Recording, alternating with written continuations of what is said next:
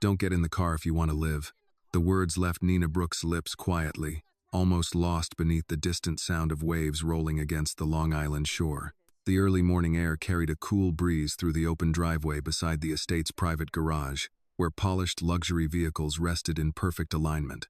The scent of salt water mixed with motor oil created a strange contrast between wealth and machinery. Alexander DeLuca stopped walking. His hand remained near the rear door of the black sedan waiting for him, its surface gleaming beneath the pale autumn sunlight. The driver stood a few steps away, posture straight, eyes forward, trained not to react unless spoken to. Alexander slowly turned his head toward Nina. "What did you say?" he asked calmly. Nina stood a respectful distance away, still holding the small cleaning cloth she had been using moments earlier to wipe the chrome trim near the garage entrance. She had not planned to speak. People in her position rarely did. But silence sometimes allowed irreversible things to happen. "The brakes were tampered with last night," she said quietly. "I saw your assistant in the garage.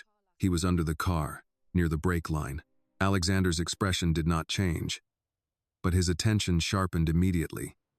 Ethan Cole had worked for the DeLuca family for more than 12 years.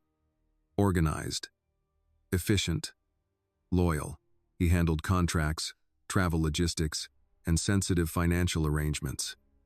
He was the type of man powerful people depended on, because he did not ask unnecessary questions. "You're certain?" Alexander asked. "Yes. How would you know what you were looking at?" Nina kept her voice steady. He didn't turn on the main overhead lights. Only the small side lamp. He checked the driveway more than once. He worked quickly, and before leaving, he wiped the area he touched. Alexander glanced briefly toward the garage entrance behind her. The space looked exactly as it always did. Clean, quiet, controlled. Routine created comfort. Comfort created vulnerability. "You saw him clearly?" Alexander asked. "Yes." "At what time?" "A little after 11.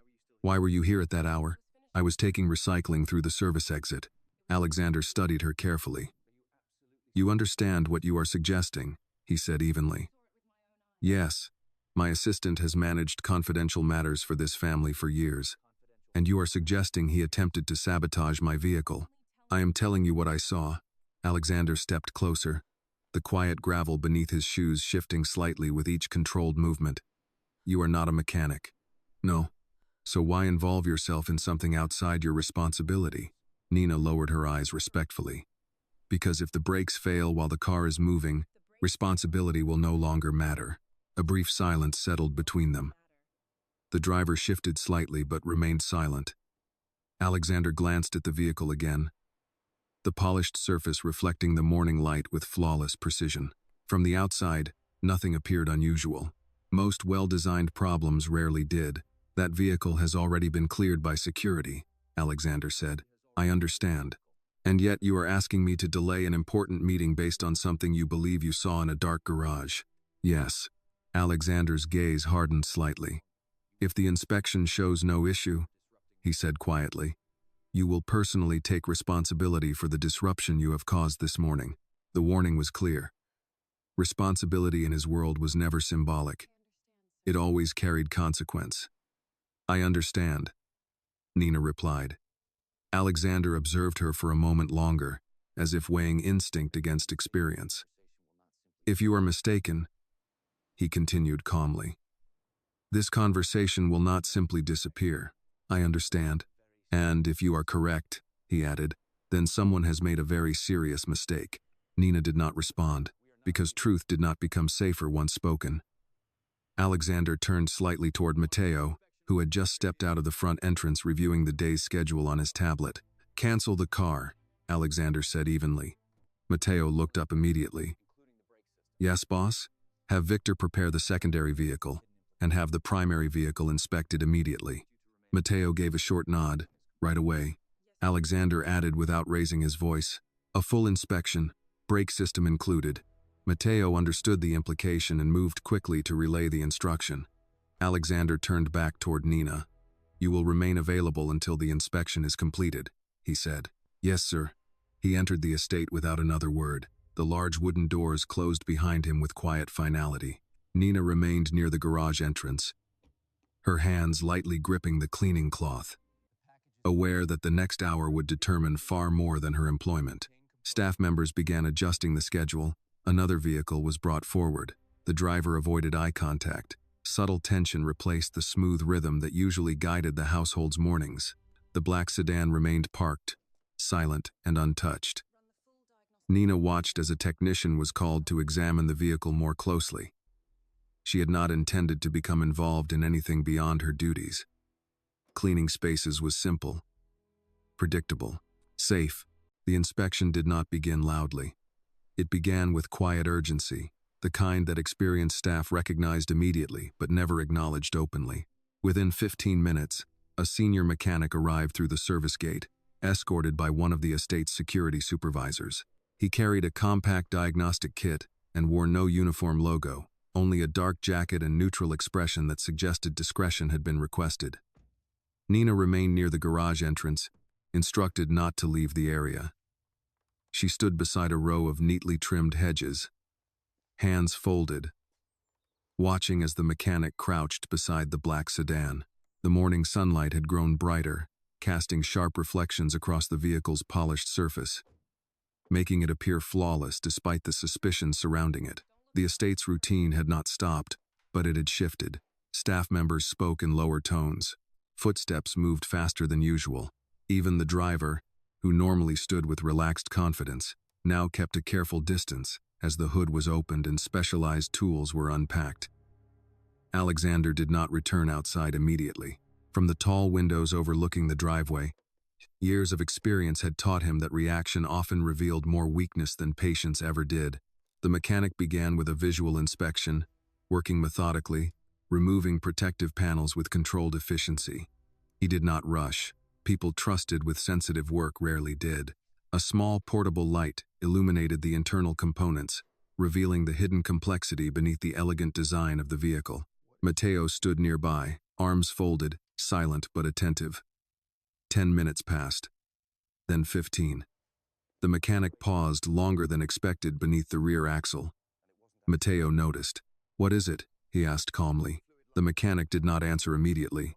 Instead, he reached deeper into the brake assembly, examining a section of tubing that appeared untouched at first glance. Finally, he stood and removed his gloves. "There is damage," he said quietly. Matteo's posture straightened. "What kind of damage?" "The brake fluid line has been partially cut," the mechanic explained. "Not enough to fail immediately. It would hold pressure for a short time, but once the vehicle reached highway speed and braking force increased, the line would rupture." If this moment made you feel the quiet weight of truth and the courage it takes to notice what others ignore, share where you are watching from in the comments. Your voice is part of this journey. Like this video if you believe loyalty still matters. Subscribe to the channel to follow more stories where justice may be silent, but it never disappears. Matteo's expression hardened. "Accident?" The mechanic shook his head. "No, this was done deliberately. It was cut in a location difficult to see without lifting the vehicle. Whoever did this knew exactly where to work." Matteo exhaled slowly. "How long before failure?" 20 to 30 minutes of driving, depending on traffic conditions. Matteo glanced toward the main house. "That's the usual travel time to Manhattan," he said quietly. The mechanic nodded once. "Yes." Matteo gave a short instruction to the security supervisor, who immediately stepped aside to make a discreet phone call. Within moments, the atmosphere shifted further. What had been concern became confirmation. Nina did not move when Matteo approached her. "The damage is real," he said. She nodded once. Her expression controlled, though a faint release of tension softened her shoulders. "Mr. DeLuca will want to speak with you," Matteo added. Nina followed him inside the estate through a side entrance rarely used by guests. The transition from cool ocean air to the quiet warmth of polished wood interiors felt disorienting. The house was elegant without appearing excessive, designed with the quiet confidence of inherited wealth rather than newly acquired display. Matteo guided her toward a private study, overlooking the gardens. Alexander stood near the window, one hand resting lightly on the back of a leather chair. His posture remained composed, but the stillness in his expression suggested something deeper had been confirmed beyond mechanical damage. "The brakes were cut," he said without turning. "Yes, sir," Nina replied. Alexander turned slowly to face her. "You were correct." The words were simple, but acknowledgement from a man like him carried significance far beyond politeness. Nina lowered her gaze respectfully. "I'm glad you're safe," she said quietly. Alexander studied her carefully. People often revealed themselves in moments when they believed danger had passed. Relief could make them careless. Confidence could make them speak too much. Nina did neither. "How did you notice?" he asked. "The assistant moved differently than someone performing maintenance," she explained. "He kept listening for footsteps. People doing routine work don't behave that way." Alexander nodded slightly. "And you said nothing to anyone else?" "No." "Why?" "I didn't know who should hear it." Alexander's expression remained unreadable. "You chose correctly." A brief silence followed. Alexander moved toward the desk, opening a folder containing the morning's revised schedule. Several meetings had already been adjusted, calls had been delayed, decisions were already being reshaped around the information now confirmed. "Do you understand what this means?" he asked. "Yes. It means someone close to me believed patience was no longer necessary." Nina did not respond. Alexander rested both hands lightly on the desk. "Betrayal rarely begins with action," he said. "It begins with resentment." His tone suggested experience, not theory. "For now," he continued, "this conversation does not leave this room." "Yes, sir. You will continue your duties as normal." Nina nodded. "And Miss Brooks," he added calmly, "you will inform me immediately if you observe anything else unusual, no matter how small." "Yes, sir." Alexander studied her one last time. "Most people notice only what they expect to see," he said. "You notice something else." Nina hesitated briefly. Sometimes small changes appear louder than obvious ones. Alexander allowed the faintest hint of approval to pass through his expression. "You may return to your work." Nina left the study quietly, closing the door behind her. The hallway felt unchanged, yet everything was different. Staff continued their routines. Lunch preparations began in the kitchen. A delivery truck arrived through the service gate. Ordinary life resumed its predictable rhythm. But beneath the routine, something had shifted permanently. Someone inside the system had attempted to eliminate the man at its center, and the only person who had seen it coming was the one no one had been paying attention to. The rest of the day unfolded with the quiet precision of a household trained to function without visible disruption. Breakfast trays were delivered on time, fresh flowers replaced the arrangements in the main hallway, and the steady rhythm of maintenance continued as though nothing unusual had occurred. Yet beneath the calm surface, Nina sensed a shift she could not fully define. People spoke slightly softer. Security personnel walked the corridors with subtle attentiveness. Even the air inside the estate felt heavier, as though the walls themselves understood that something dangerous had nearly happened. Nina returned to her usual duties, polishing the dark wood banister that curved elegantly along the central staircase. The repetitive motion usually helped her remain unnoticed, but her thoughts would not settle. She replayed the previous night in careful detail, searching for anything she might have overlooked. Every movement Ethan Cole had made now carried new meaning. His stillness, his careful listening, the precise way he had wiped the surface before leaving the garage. None of it had been accidental. By early afternoon, word had quietly circulated among senior staff that the primary vehicle would undergo extended servicing. No explanation was given, and no one asked for one. In households like this, curiosity was rarely rewarded. People learned to accept adjustments without demanding clarity. Nina placed a stack of folded linens inside the storage cabinet near the west hallway when she sensed someone standing behind her. She turned slightly and saw Matteo observing her with a neutral expression. "Mr. DeLuca would like you to join him for tea," he said. The invitation surprised her. Staff were rarely asked to join the head of the household in a social setting. Instructions were usually delivered quickly and without ceremony. Matteo's tone carried no hostility, but it also carried no warmth. "Yes," Nina replied quietly. He guided her toward a smaller sitting room overlooking the back gardens, a space reserved for private conversations rather than formal gatherings. Afternoon light filtered through tall glass panels, illuminating shelves lined with carefully selected books and framed photographs of previous generations. The room reflected restraint rather than excess, suggesting that influence did not require decoration to be understood. Alexander sat at a small round table with a porcelain teapot resting between two cups. He gestured toward the empty chair across from him. "Sit," he said. Nina hesitated briefly, then took the seat carefully, maintaining a respectful posture. Tea was poured without unnecessary conversation. The subtle aroma of bergamot rose from the cup, familiar and calming in contrast to the uncertainty surrounding the day's events. "You grew up in Baltimore," Alexander said calmly. The statement caught Nina slightly off guard. "Yes," she replied. "Your employment records indicate short-term positions in several cities." "Yes. You prefer not to remain in one place long." "I go where work is available." Alexander stirred his tea slowly. "Most people in your position do not notice mechanical inconsistencies in luxury vehicles." Nina did not respond immediately. "I pay attention," she said finally. "That is clear." Alexander leaned back slightly in his chair. "People reveal themselves through small choices," he said. "Where they stand, when they speak, what they ignore." His gaze remained steady. "You did not ignore what you saw." "No." "Why?" Nina considered the question carefully. "My mother used to say that problems grow fastest when everyone pretends not to see them."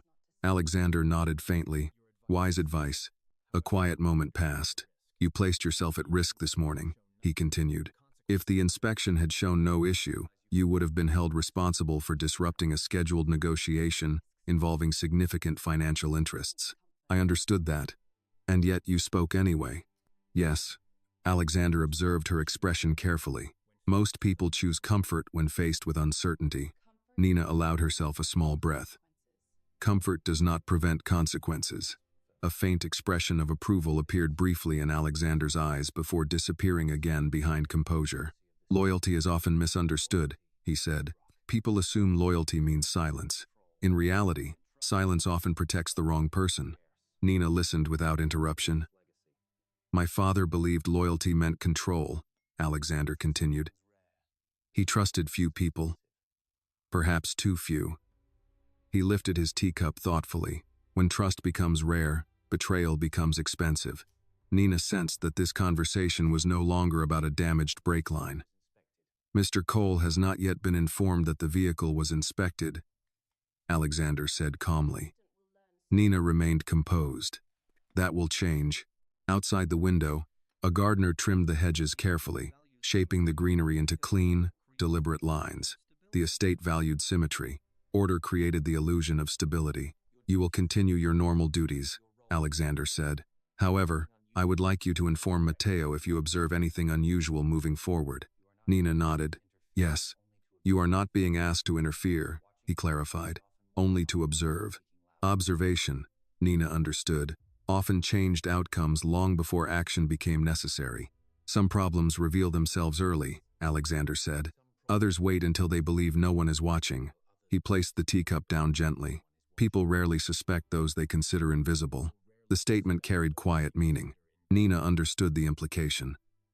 Her position allowed her to move freely, without attracting attention. She heard conversations others ignored. She noticed patterns that others dismissed as coincidence. "I am not asking for loyalty," Alexander said calmly. "I am asking for honesty." Nina met his gaze briefly, then lowered her eyes respectfully. "Honesty is easier when expectations are clear." Alexander gave a small nod. "Then let us be clear." He stood, signaling the conversation was complete. "You prevented an inconvenience today," he said. Nina understood the phrasing was deliberate. In his world, survival was often described as logistics. "Return to your duties," he added. "Yes, sir." As Nina left the sitting room, she became aware of how subtly her role within the estate had shifted. Nothing had been formally stated, yet something had undeniably changed. Her presence now carried weight she had never intended to hold. The rest of the afternoon passed with quiet normalcy. Fresh deliveries arrived through the service entrance. The kitchen staff prepared dinner menus. A financial advisor scheduled a call for the following morning. Routine continued. Yet beneath the routine, tension remained, because someone within the inner structure of power had decided patience was no longer necessary, and whoever had damaged the brake line was likely already planning the next move.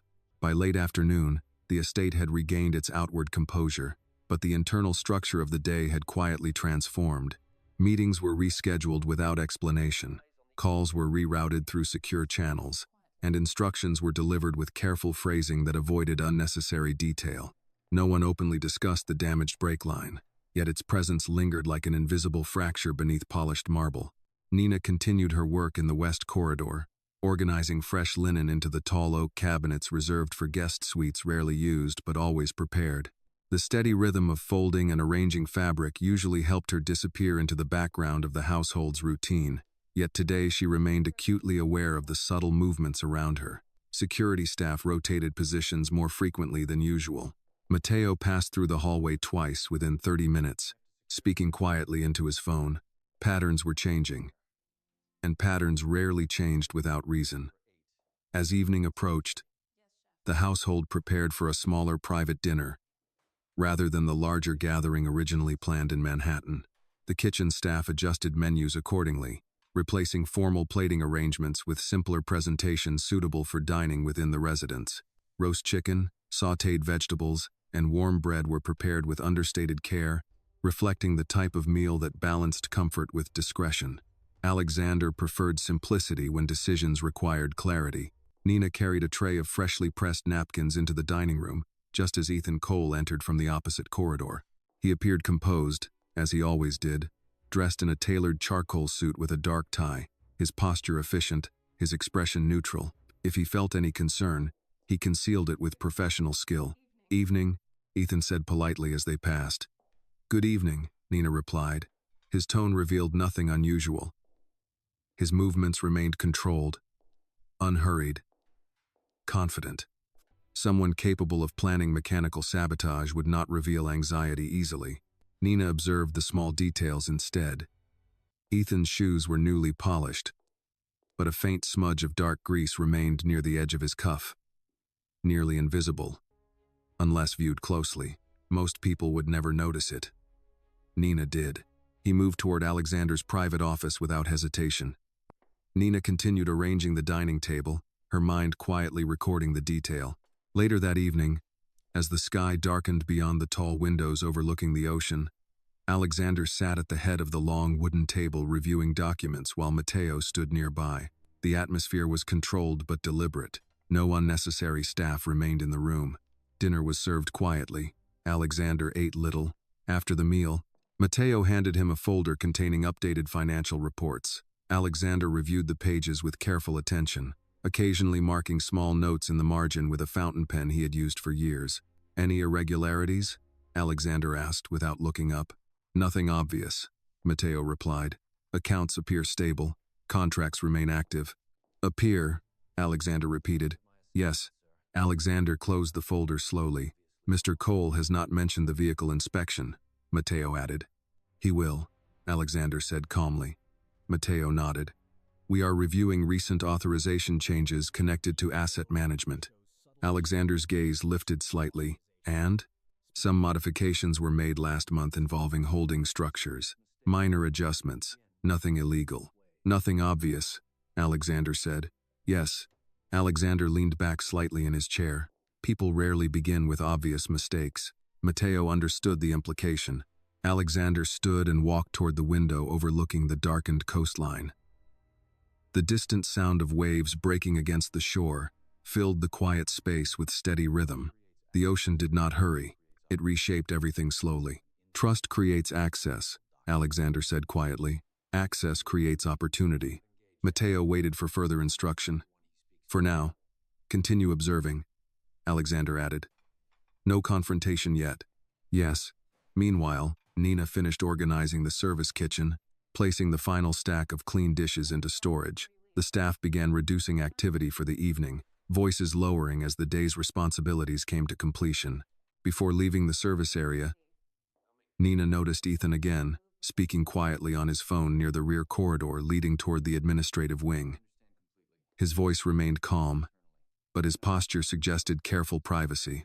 He ended the call quickly when he noticed movement nearby. Small details, consistent details. Nina did not pause long enough to attract attention.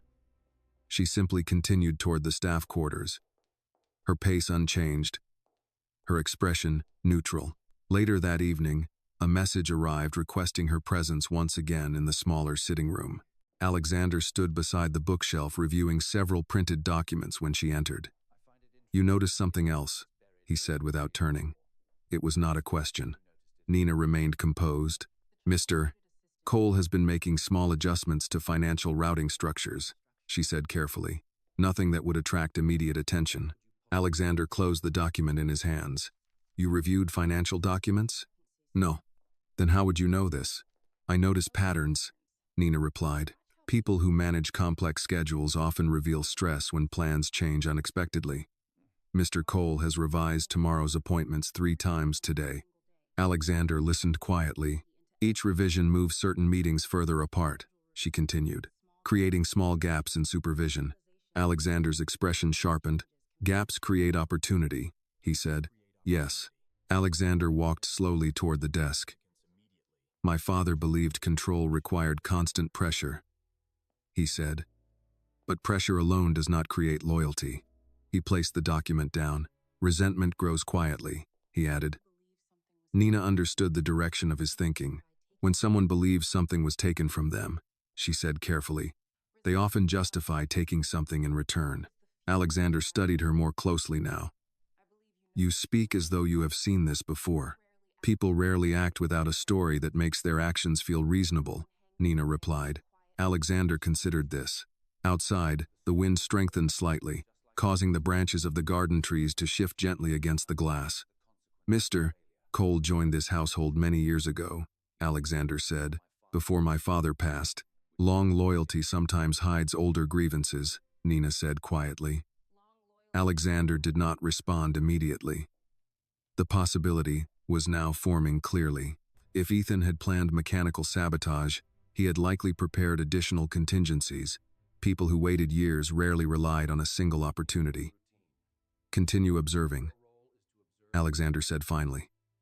"But do not change your routine." "Yes. And, Miss Brooks," he added calmly, "do not assume the first explanation is always the correct one." "I won't." Alexander gave a small nod. "Truth reveals itself in stages." As Nina left the room, she sensed that the situation had moved beyond a single incident involving a damaged brake line. Something deeper connected Ethan Cole to the family's past. And whatever that connection was, it had waited years for the right moment to surface. The following morning arrived with an unusual stillness that Nina immediately recognized as deliberate. The estate appeared calm, yet its rhythm had shifted once again. Certain meetings had been quietly postponed.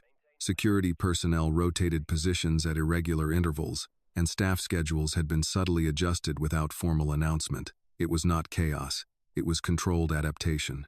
Nina began her duties in the breakfast room overlooking the eastern gardens. Sunlight filtered through tall windows, illuminating the long oak table where porcelain cups had already been placed with quiet precision.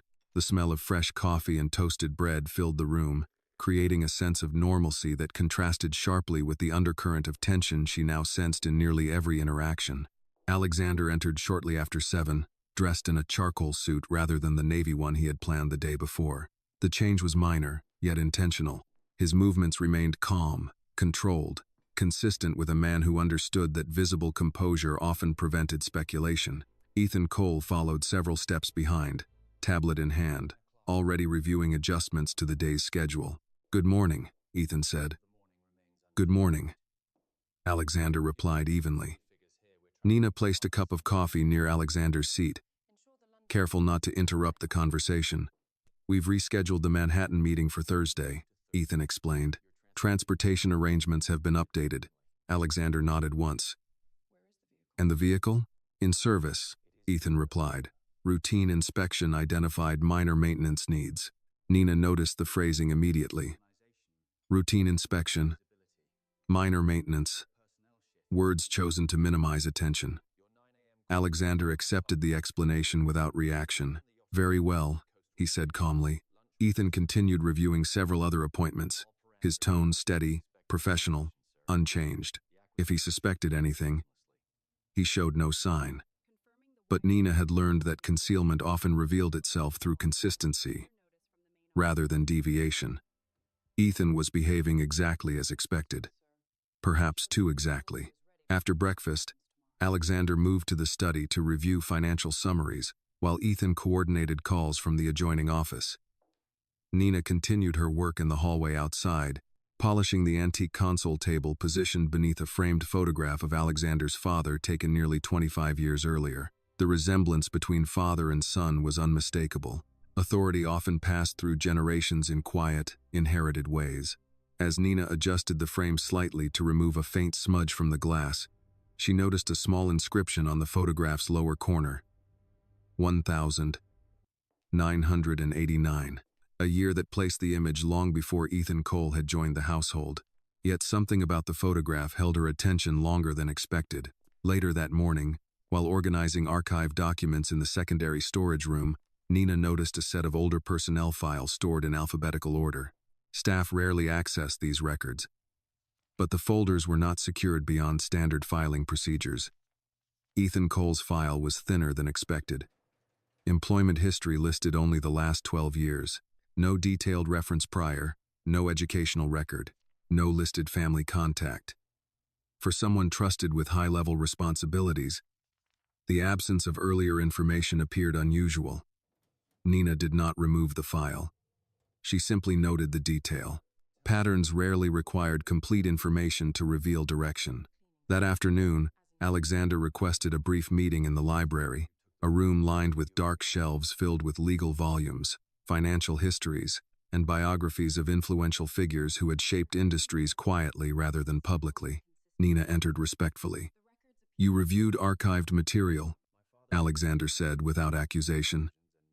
"I noticed incomplete records." Nina replied carefully. Alexander nodded once. "My father handled certain employment decisions personally," he said. "Yes, some details were never formally documented." Nina understood. Powerful families often maintained parallel systems of record, official versions, and private truths. Alexander rested one hand lightly on the back of a leather chair. "Mr. Cole joined the household shortly after my father acquired several shipping contracts," he said. "He was recommended by a trusted intermediary. Was his background verified?" Alexander gave a faint, thoughtful pause, to the extent considered necessary at the time. Nina sensed a quiet shift in his tone. Sometimes confidence in past decisions weakened when viewed from the present. "Long loyalty often creates the appearance of reliability," she said carefully. "Yes," Alexander replied. "Appearance is persuasive." Outside the library windows, the late afternoon sun cast long shadows across the garden paths, stretching the silhouettes of trees across the gravel walkways like slow-moving reminders of passing time. "If someone intended to alter control structures," Nina said thoughtfully, "they would require long-term proximity." Alexander nodded. "And patience," he added. "Yes."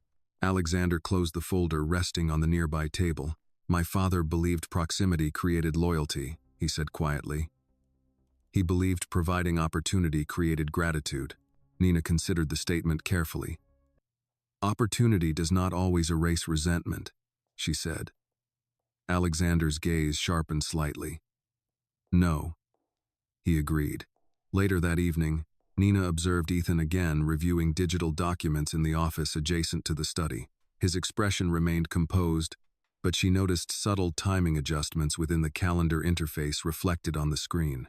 Certain appointments had been rearranged repeatedly throughout the day, gradually creating unsupervised windows within tightly structured schedules, small gaps, carefully placed.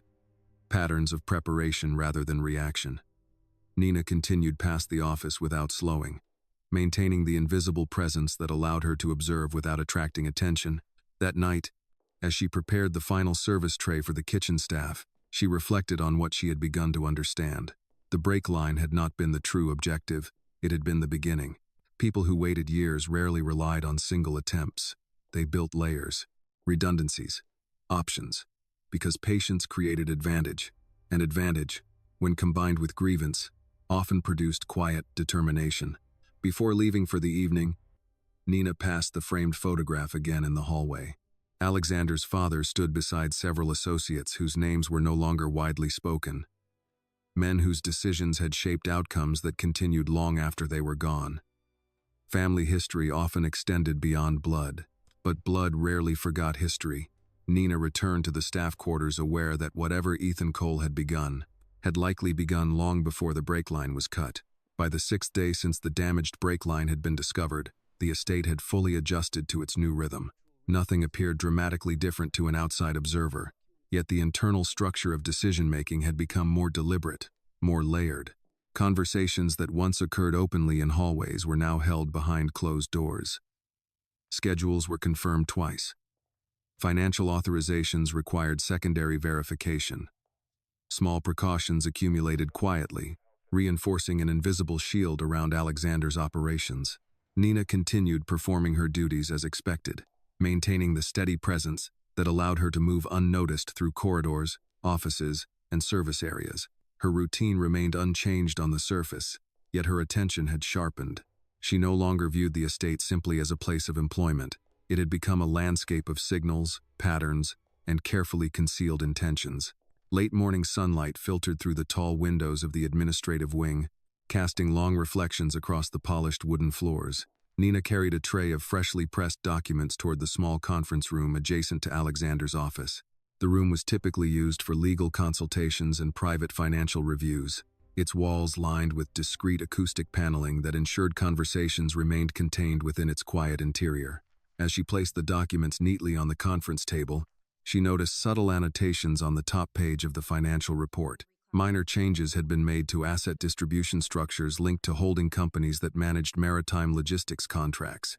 The revisions were technical, unlikely to attract attention from anyone unfamiliar with layered corporate frameworks. Yet the direction of change was clear. Control was being repositioned gradually, not removed outright, but redistributed in ways that would allow influence to shift without triggering immediate alarm. Later that afternoon, Nina observed Ethan Cole again in the adjacent office reviewing a series of digital ledgers. His posture remained composed, but the pace of his work had accelerated slightly. He responded to emails quickly, adjusted calendar entries with quiet efficiency, and placed several calls that ended as soon as footsteps approached the doorway. Subtle concealment.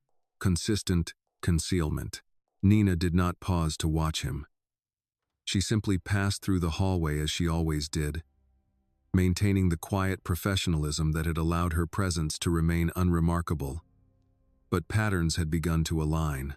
Ethan was not only attempting to create a mechanical failure, he was preparing administrative continuity. That evening, Alexander requested her presence once more in the private study. The room remained dimly lit, the desk lamp casting a focused pool of light over several open folders containing financial summaries and legal correspondence. The soft ticking of a vintage clock filled the otherwise silent space. "You have noticed additional inconsistencies," Alexander said without looking up. "Yes," Nina replied. "Explain." She chose her words carefully. "The financial routing adjustments are subtle, but consistent. Certain authorization pathways have been altered. Decision authority is being redirected through secondary channels that reduce visibility." Alexander listened attentively. "Would this allow operational continuity if leadership changed suddenly?" he asked. "Yes." Alexander leaned back slightly in his chair. "And how long would such a transition take to finalize? If the structure is already prepared, it could happen immediately following an unexpected event." Alexander nodded slowly. The conclusion required no further explanation. The damaged brake line had not been an isolated action. It had been a trigger point within a broader sequence. People planning significant change rarely relied on single variables. They constructed layered contingencies designed to function even if initial attempts failed. "Mr. Cole has been patient," Alexander said quietly.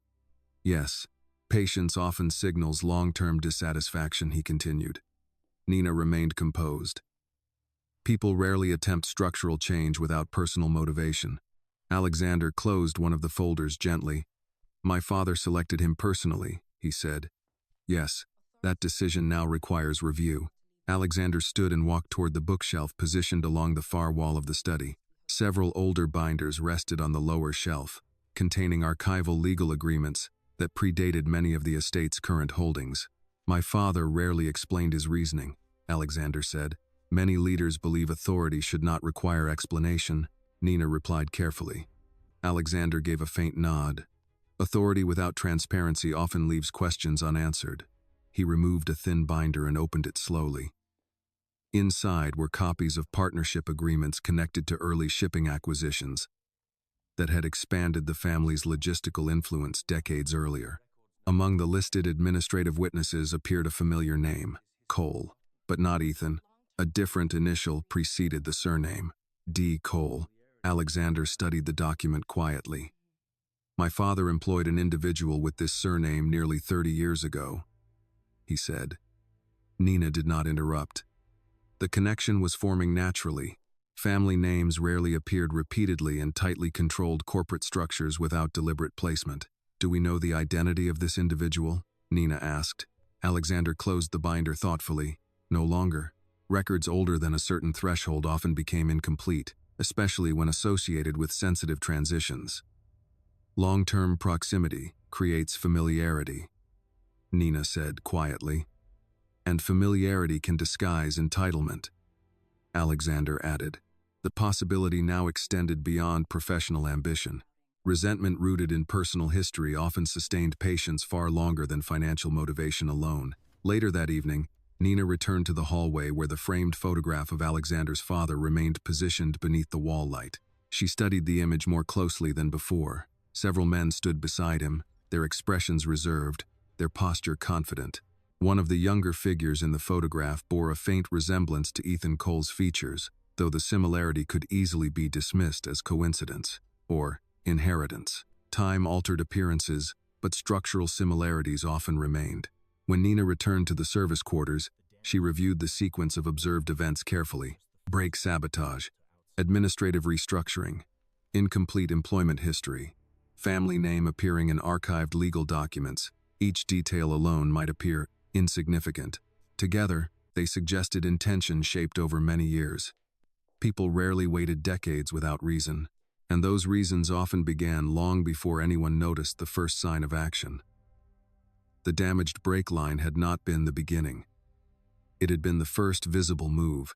The seventh day began with quiet rain drifting across the Long Island shoreline, turning the estate's gardens darker shades of green. Water collected along the stone paths, softening the sound of footsteps and creating a calm that felt almost deceptive. Rain often gave people the illusion that time had slowed. But Nina had learned that some of the most decisive choices were made on quiet mornings. Inside the estate, routine continued with measured precision. Breakfast service began slightly later than usual, a subtle adjustment that allowed additional internal reviews to take place without drawing attention. Alexander had not altered his outward behavior, yet the internal structure of his day had shifted entirely toward verification and quiet confirmation. Nina moved through the hallway carrying fresh linens toward the east guest wing. Her pace steady, her attention alert without appearing so. Over the past several days, she had learned how easily patterns formed when someone believed they had gone unnoticed. Ethan Cole continued his work with consistent professionalism, yet small deviations had begun to surface with greater clarity. That morning, Nina observed him arrive earlier than usual, entering through the administrative entrance rather than the main hall. His clothing remained impeccable, his demeanor composed, yet his attention moved quickly across digital schedules displayed on his tablet. Several meetings had been moved once again, each adjustment subtle enough to appear routine but collectively creating increasing flexibility around asset authorization timelines. Flexibility created opportunity. Opportunity created transition. Nina understood now that the plan extended beyond a single moment of mechanical failure. The brake sabotage had been intended to create an event that appeared accidental, leaving no immediate reason for deeper investigation. Within the hours following such an incident, prearranged administrative structures would quietly activate, transferring temporary authority through already modified channels. It was careful work, patient work, work shaped long before any visible action took place. Late that morning, Nina entered the archive room once more under the pretense of organizing storage inventories. She did not search directly for Ethan's file again. Instead, she reviewed older legal documents associated with the early expansion of the DeLuca shipping contracts. Family businesses often left fingerprints in paperwork long forgotten. Names appeared in witness signatures, secondary authorizations, and transitional agreements that marked the silent transfer of influence across decades. In one of the earliest shipping contracts, she found the same surname again, Cole. But this time, attached to a small annotation in the margin referencing an undisclosed financial settlement. The settlement date corresponded to a year approximately 30 years earlier, roughly the same period reflected in the photograph Nina had studied in the hallway. The alignment of dates was unlikely to be coincidence. Later that afternoon, Nina requested permission through Matteo to deliver updated inventory reports directly to Alexander's study. The request appeared routine. Matteo approved it without hesitation. Alexander was standing near the bookshelf when she entered, reviewing the same archival binder he had opened the previous evening. "You have seen something else," he said. It was no longer phrased as a question. Nina placed the documents on the desk carefully.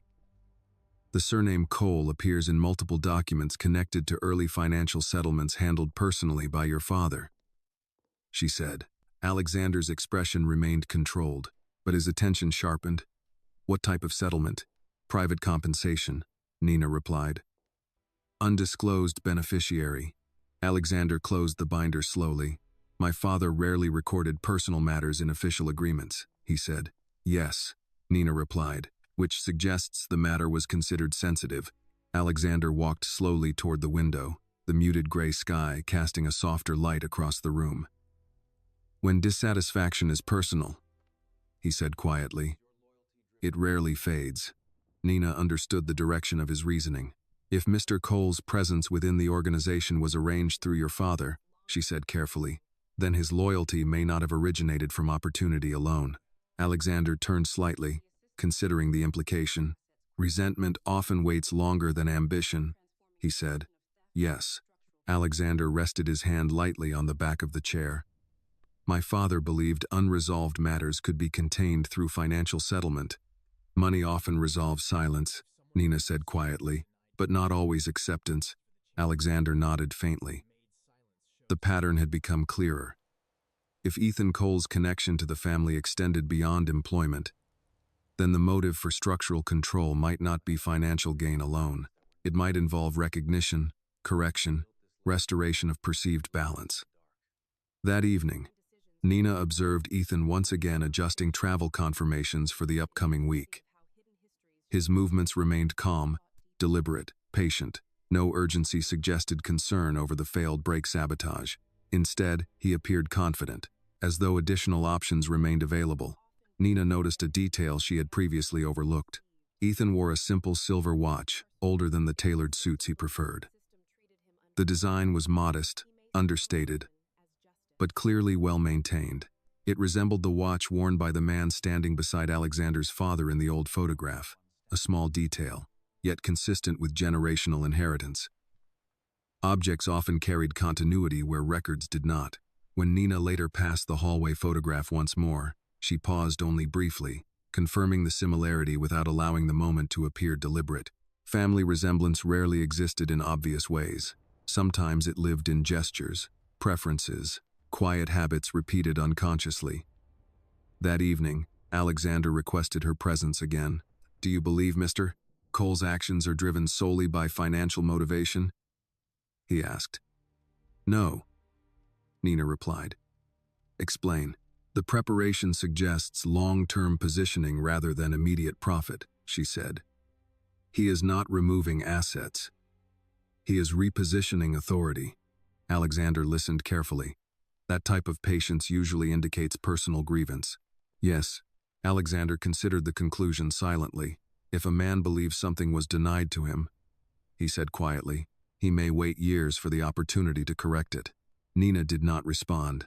Because some conclusions did not require confirmation, Alexander closed the folder resting on the desk. "My father made many decisions that were never explained," he said. "Unexplained decisions often create questions," Nina replied carefully, "and unanswered questions create stories." Nina understood. People often built identity around the answers they never received. "If Mr. Cole believes the system treated him unfairly," she said quietly, "he may see correction as justice." Alexander's expression remained calm. "Justice," he said, "is often defined differently, depending on where one stands." Outside, the rain continued falling steadily against the tall windows, blurring the horizon where ocean met sky. Nina understood now that the damaged brake line had only revealed the existence of something far older, something patient, something personal, and whatever Ethan Cole believed had been taken from him, he had spent years preparing to take back. The confrontation did not happen loudly. It unfolded with the quiet inevitability of something that had been approaching for many years, moving slowly beneath layers of routine until the moment arrived when silence could no longer hold it together. Alexander chose the location carefully. The old study that had once belonged to his father overlooked the northern edge of the estate, where tall hedges shielded the property from the road beyond. The room carried a different atmosphere than the rest of the house. Dark wood panels lined the walls, absorbing sound, preserving conversations that had shaped decisions spanning decades. A large desk remained positioned near the window, its surface polished but marked faintly by time, a reminder that authority passed through generations without always changing its nature. Ethan Cole entered precisely on time when Mateo informed him that Alexander wished to review several administrative revisions in person. He showed no hesitation, no visible concern. If he suspected anything, his composure remained intact. "Good afternoon," Ethan said as he stepped inside. Alexander did not immediately invite him to sit. "I have reviewed recent structural adjustments to several holding accounts," Alexander said calmly. "Yes," Ethan replied. "Minor efficiency improvements. Nothing significant." Alexander nodded once, acknowledging the answer without reacting to it. "Efficiency is often beneficial," he said. Ethan stood comfortably across the desk, tablet in hand, posture relaxed yet attentive. His ability to remain composed had contributed to the trust he had built over the years. Alexander opened a folder slowly, revealing several printed documents. "You joined this organization 12 years ago," Alexander said. "Yes. Before that, your professional history is limited. My earlier employment records were not considered relevant to the position." Alexander turned a page deliberately. "My father personally approved your appointment." "Yes." Alexander closed the folder gently. "My father rarely involved himself directly in administrative hires." Ethan did not respond immediately. "Your father believed in recognizing potential," Ethan said carefully. Alexander studied him quietly. "Potential," he repeated. Silence settled in the room, the weight of unspoken context pressing against every measured breath. "Your surname appears in several documents connected to earlier settlements handled privately," Alexander continued. Ethan's expression remained controlled. "My father assisted many individuals during difficult circumstances," he replied. Alexander walked slowly around the desk, closing the distance slightly. "Some assistance creates gratitude," he said. "Other assistance creates expectation." Ethan's eyes remained steady. "My understanding was always professional," he said. Alexander paused near the window. "The brake line on my vehicle was deliberately damaged," he said calmly. Ethan did not react outwardly, but the briefest tightening of his jaw revealed recognition. "I was informed there had been a maintenance issue," he replied. Alexander turned toward him. "It was not a maintenance issue." Silence deepened. "I have not accused you," Alexander continued. "I have simply reviewed patterns." Ethan placed the tablet slowly on the desk. "Patterns can be interpreted in many ways," he said. "Yes," Alexander agreed, "but they rarely assemble themselves without intention." Another pause stretched between them. Alexander reached toward the bookshelf and removed the old binder containing the earlier settlement document. "This agreement references an individual with your surname," he said. Ethan glanced briefly at the page but did not reach for it. "My father's business affairs were extensive," he replied. Alexander observed him carefully. "Did your mother ever speak of this house?" he asked. The question landed quietly but precisely. For the first time, Ethan's composure shifted almost imperceptibly. "She spoke very little about the past," he said. Alexander allowed the silence to continue. "Children often ask questions," he said. "Not all questions receive answers," Ethan replied. Alexander nodded slowly. "My father believed discretion protected stability." "Stability for whom?" Ethan asked quietly. The room grew still.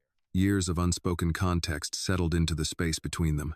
Alexander did not raise his voice. "You have worked within this structure for over a decade," he said.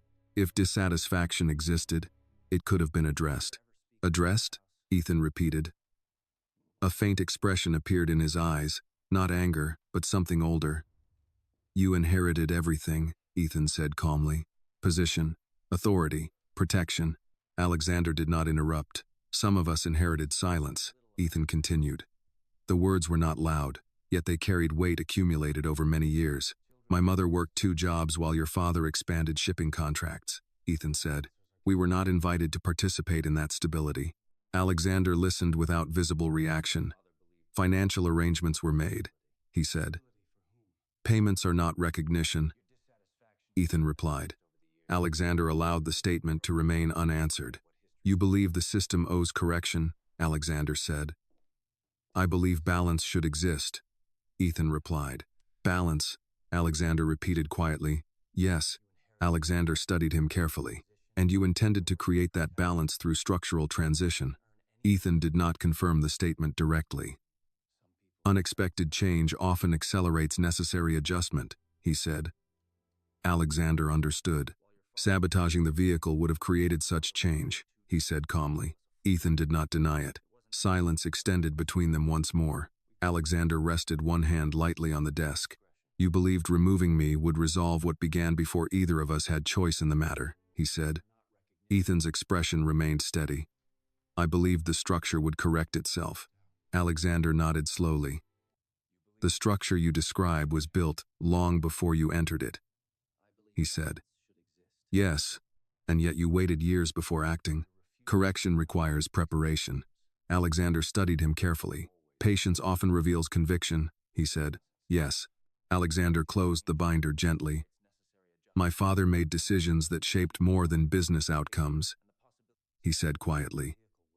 Ethan did not respond. Those decisions created consequences neither of us fully chose, Alexander continued. For the first time, neither man spoke for several seconds. The rain outside had stopped, leaving the glass window marked with slow trails of water. Justice, Alexander said finally, rarely arrives in the form we imagine. Ethan met his gaze calmly. Sometimes justice must be created, he said. Alexander considered the statement without reacting emotionally. And sometimes, he replied quietly, justice requires understanding the full cost of change. Neither man moved, because both understood the moment was no longer about evidence. It was about legacy. And legacy was rarely simple. The rain had stopped completely by the time evening settled over the estate, leaving the air unusually clear, as if the storm had quietly washed away the tension that had been building beneath the surface for years. The gardens reflected the fading light of dusk, each trimmed hedge and stone path appearing unchanged, yet Nina sensed the same truth that often followed difficult revelations. Nothing ever returned exactly to what it had been before. Inside the old study, the conversation between Alexander and Ethan had reached the point where silence spoke more honestly than argument. Both men understood that the past could not be rewritten, yet its consequences could no longer be ignored. Years of careful distance, quiet resentment, and unspoken assumptions had converged into a single moment that demanded resolution. Alexander remained standing beside the desk that had once belonged to his father. The wood carried the marks of decades of decisions, agreements, and choices that had shaped the structure both men now occupied. He did not raise his voice. Authority did not require volume. You could have approached me directly, Alexander said calmly. Ethan's expression did not change. Would I have been heard? He asked. Alexander considered the question without immediate response. It was not a simple accusation. It was an observation rooted in experience. My father believed protecting the structure required limiting explanations, Alexander said quietly. And that structure determined who was seen and who remained invisible, Ethan replied. The statement carried no anger, only the steady weight of long-held understanding. Alexander walked slowly toward the window, looking out across the darkening coastline. The ocean stretched beyond the property, vast and indifferent to the conflicts unfolding within human systems. Waves continued their steady rhythm, unaffected by legacy, wealth, or resentment. My father made decisions that cannot be undone, Alexander said, but repeating them would be a choice. Ethan listened carefully. For years, Ethan said quietly, I convinced myself patience would be enough. That proximity would eventually create acknowledgement. Alexander turned back toward him. And when it did not, preparation replaced patience. Alexander nodded slowly. The break line was never the true objective, he said. No, Ethan admitted. It was a mechanism to trigger transition. Yes, Alexander remained composed.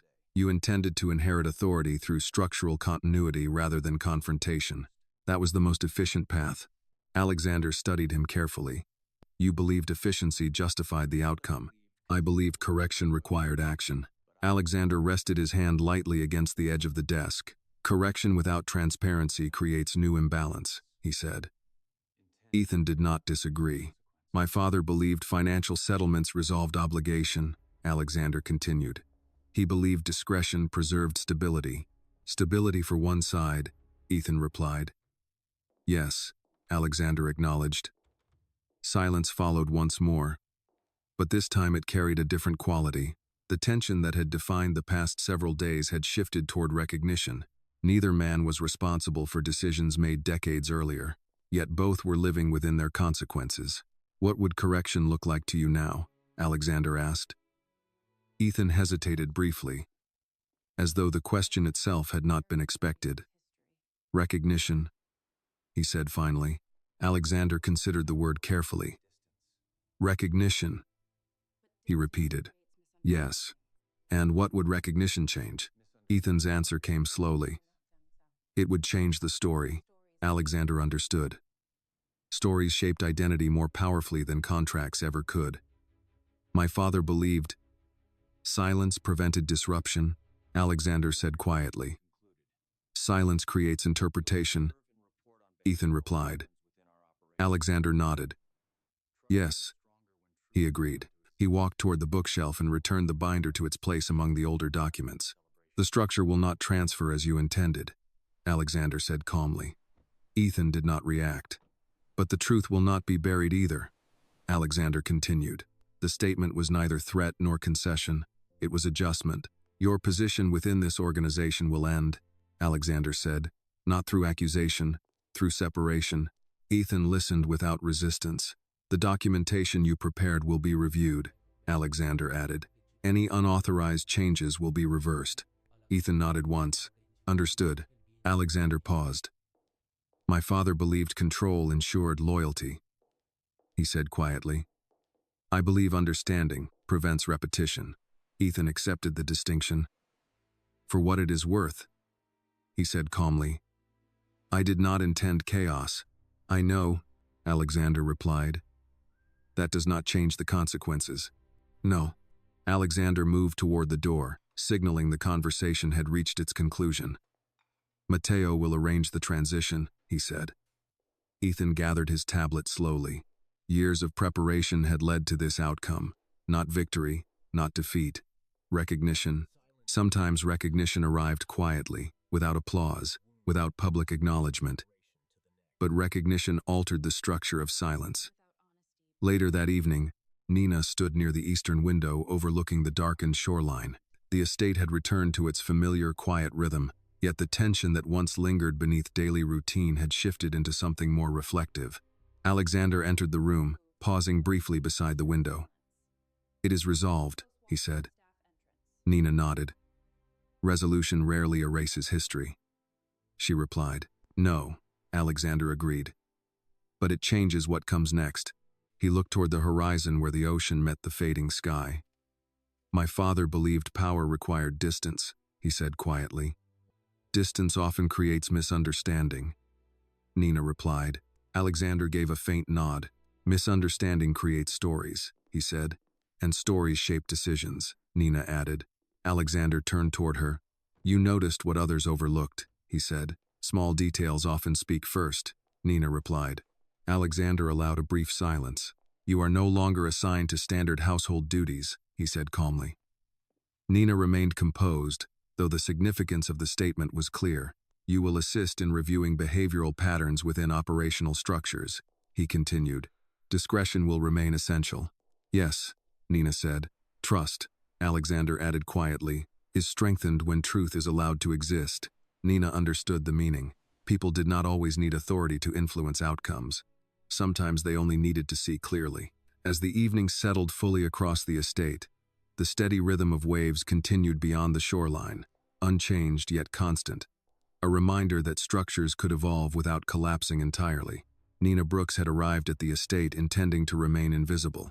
Instead, She had revealed something hidden in plain sight, and in doing so, she had altered the direction of a legacy shaped long before she had entered its walls. Power, she understood now, did not always belong to the loudest voice in the room. Sometimes it belonged to the one who noticed what everyone else had chosen not to see. The story reminds us that injustice does not always appear as open conflict. Often it grows quietly inside families, institutions, and systems where truth has been ignored for too long. Silence may protect comfort in the short term, but it can create deeper wounds that pass from one generation to the next. True justice is not only about power or punishment, but about the courage to recognize hidden truths before they turn into irreversible consequences. Loyalty without honesty becomes fragile, and authority without fairness creates unseen enemies. In the end, real strength belongs not to those who control everything, but to those who are willing to see clearly, act with integrity, and break cycles of quiet injustice before they destroy what people value most. This video is a work of fiction created with the assistance of artificial intelligence. All characters, events, and situations are not real and do not represent any actual people or true stories. The content is intended for storytelling and emotional illustration only.